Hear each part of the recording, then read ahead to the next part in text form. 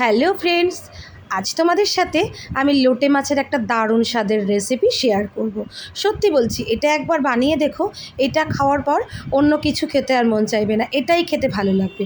তবে আগেই বলে দিই, রেসিপিটা আমার নয়, এটা যে গাঙ্গুলিদার ব্লগ যে রান্নার চ্যানেলটা আছে ওখান থেকেই দেখে বানিয়েছি। খুব ভালো লাগলো বলে তোমাদের সাথে শেয়ার করলাম। আমি এখানে মাছটা ভালো করে ধুয়ে বেছে পরিষ্কার করে নিয়েছি, আর তাতে লবণ হলুদ দিয়ে খুব ভালো করে মাখিয়ে রেখে দিয়েছি। এখানে আমি একটা বড় সাইজের টমেটো, 7-8 কোয়া রসুন, খানিকটা আদা আর 4টে কাঁচা লঙ্কা দিয়ে খুব ভালো একটা পেস্ট বানিয়ে রেখে দেবো। এদিকে কড়াই গরম হয়ে গেছে, ওতে বেশ খানিকটা সর্ষের তেল দেবো। রান্নাটা কিন্তু সর্ষের তেলেই করতে হবে, তাহলে টেস্ট ভালো হবে। তেলটা গরম হলে 2টো বড় সাইজের পেঁয়াজ কুচি করে দিয়ে দেবো। পেঁয়াজের পরিমাণটা কিন্তু একটু বেশিই দিতে হবে, তাহলে টেস্টটা খুব ভালো হয়। পেঁয়াজটা যখন খুব সুন্দর লাল লাল ভাজা হয়ে যাবে, সেই সময় আমি মশলার পেস্টটা এতে দিয়ে দেবো। এবার পেস্ট দিয়ে আর ওই পেঁয়াজ ভাজা দিয়ে খুব ভালো করে কষে নিতে হবে।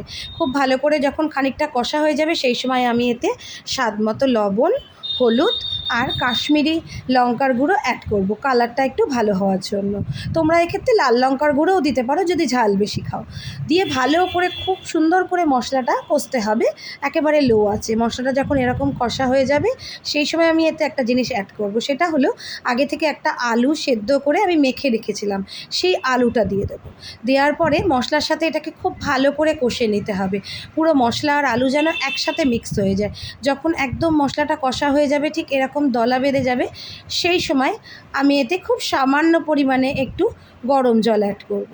জল কিন্তু খুব বেশি দেবে না, খুব অল্প পরিমাণে দিয়ে মশলাটাকে নরম করে দেবো। অল্প দেওয়া হলো কারণ লোটে মাছ থেকে অনেকটা পরিমাণে জল ছাড়ে, তোমরা সবাই জানো, সেই কারণে এখানে জল খুব বেশি দেওয়া যাবে না। জল দিয়ে মশলাটা মিক্স করে আমি মাছগুলো ওর মধ্যে দিয়ে দেবো। এবার মশলা দিয়ে মাছটাকে খুব ভালো করে হালকা হাতে মাখিয়ে ঢাকা দিয়ে মোটামুটি 6-7 মিনিট আমি রান্না করে নেব। 6-7 মিনিট বাদে দেখো ঢাকাটা খুলে, এই সময়ে একটা কাজ করতে হবে, কড়াইটাকে একটু ধরে নাড়িয়ে দিতে হবে। ভালো করে একটু নাড়িয়ে দিয়ে, কোনো খুন্তি চালাবে না কিন্তু, তাহলে মাছটা ভেঙে যেতে পারে।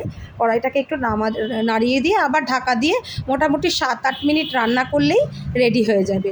সত্যি বলছি, খেতে দারুণ লাগে। এটা থাকলে গরম ভাতে আর কিচ্ছু লাগবে না। তোমরা অবশ্যই এটা একবার ট্রাই করে দেখো।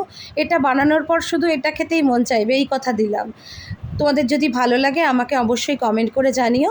আর যদি আমার চ্যানেলটা ইউটিউব থেকে দেখে থাকো, তাহলে এটা সাবস্ক্রাইব করার, আর ফেসবুক থেকে দেখে থাকলে আমাকে ফলো করার অনুরোধ রইল।